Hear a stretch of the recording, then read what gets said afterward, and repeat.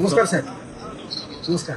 आमची अशी इच्छा आहे की ज्या मुलीवरती हा अत्याचार झालेला आहे त्या मुलीच्या आई वडिलांसोबत आपल्या भारताचे केंद्रीय मंत्री अमित शहाजी यांनी त्यांच्याशी बोलून त्यांच्याकडून आम्हाला आश्वासन पाहिजे. तुम्ही तो पाठपुरावा करावा म्हणून महाराष्ट्राचे गृहमंत्री आणि मुख्यमंत्री म्हणून तुमची जबाबदारी आहे. म्हणून आम्ही तुमच्याकडे त्याच दृष्टीने बघत आहोत.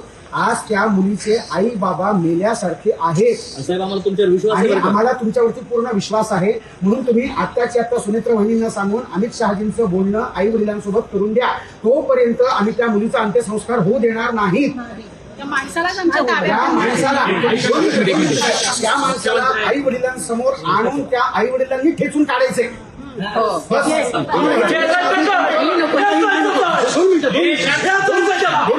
दोन मिनिटं साहेब. आणि 2 मिनिटं मला सांगा फास्ट ट्रॅक.